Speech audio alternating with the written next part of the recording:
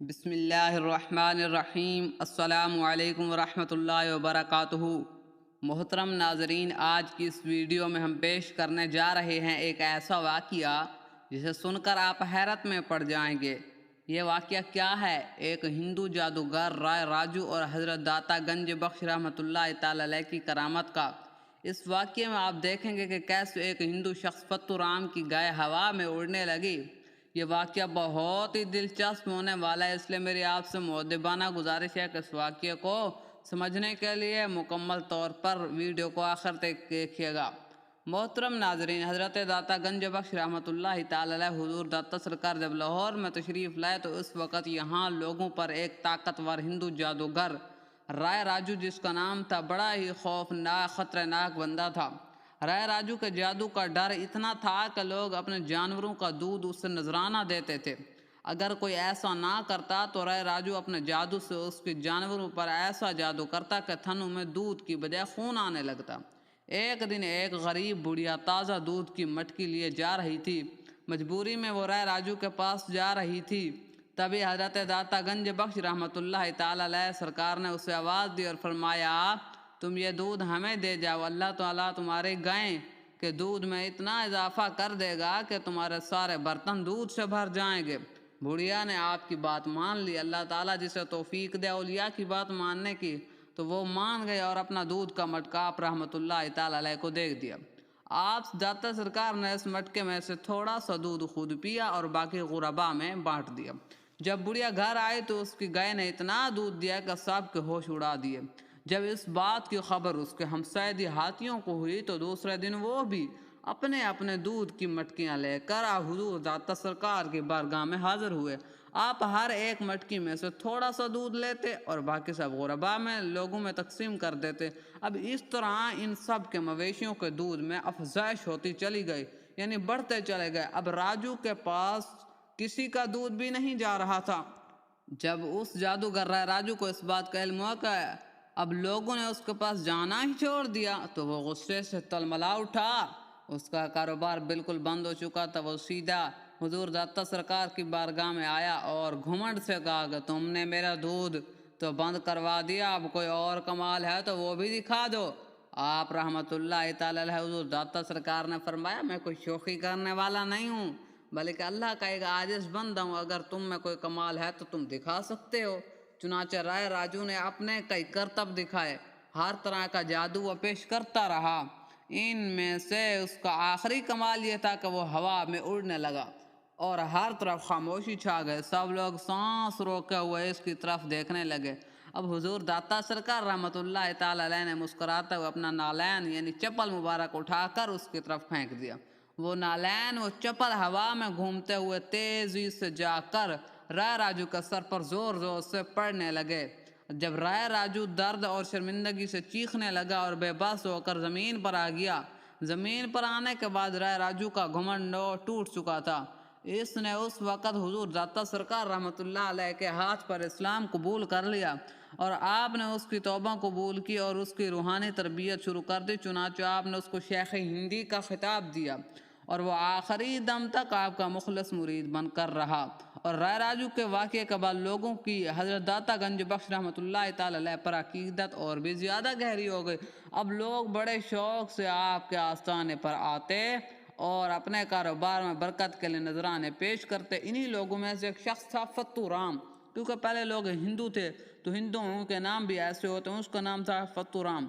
فتو رام ایک دودھ بیچنے والا تھا۔ اس کی گائے کا دودھ اتنا مزیدار، اتنا گاڑھا کہ لوگ اس کے دیوانے تھے، لیکن دودھ کی سب سے بڑی خاصیت یہ بھی تھی کہ اس میں اتنی برکت تھی کہ فتو رام اسے باقی دودھ بیچنے والوں کے مقابلے میں بہت سستا بیچتا۔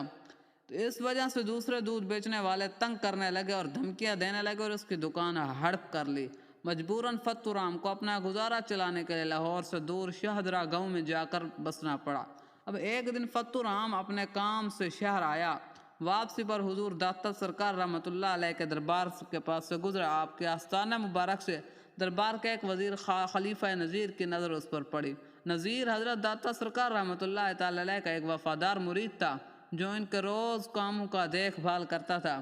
اس نے دور سے آواز دی کہ فتو رام، اتنے دن سے دودھ کہاں ہے آپ کا؟ حضرت آج بھی تمہارے دودھ کا انتظار کر رہے تھے۔ فتورام نے کچھ شرمندگی اور کچھ مجبوری کے لہجے میں کہا، خلیفہ جی میں شاہدرہ میں رہتا ہوں، شہر سے دور ہے، یعنی دودھ لانا مشکل ہو گیا ہے، روز نہیں لا پاتا۔ خلیفہ نذیر نے کہا کہ آج تو ہماری ضد ہے، آج دودھ ہم تمہاری ہی گائے کا پئیں گے۔ اس نے لڑکھڑاتے ہوئے لہجے میں کہا، مہاراج یہ کیسے ممکن ہے، میری گائے تو اب شہر سے بہت دور ہے۔ خلیفہ نذیر نے اس کی پریشانی کو نظر انداز کرتے ہوئے اسے حضرت داتا سرکار رحمۃ اللہ علیہ کے پاس لے جا کر پیش کر دیا۔ حضرت داتا گنج بخش علی حجویری رحمۃ اللہ تعالی علیہ کے چہرے پر اس کو پراسرار مسکراہٹ تھی، جیسے وہ فتورام کے دل کا حال پہلے سے جانتے ہوں۔ آپ نے فتورام کو دیکھا اور فرمایا، جاؤ لنگر خانے کے آنگن میں تمہاری گائے کھڑی ہے، اس کا دودھ لے آؤ۔ یہ حکم تو سنتے ہی فتورام کے دل کی دھڑکن رک سی گئی۔ اس کے دماغ میں ایک سوال تیزی سے گھوم رہا تھا، ایسے کیسے ہو سکتا ہے، میری گائے تو میلوں دور بندھی ہے۔ مگر حضرت کی آنکھوں میں ایک ایسی روحانی شانتی کہ وہ چاہ کر بھی انکار نہ کر سکا۔ جب وہ لنگر خانے کے آنگن میں پہنچا تو اس کے قدم وہیں جم گئے، اس کی آنکھیں پھٹی کی پھٹی رہ گئیں۔ وہاں اس کی گائے بندھی تھی، بالکل ویسے ہی جیسے وہ اسے صبح اپنے آنگن میں چھوڑ کر آیا تھا۔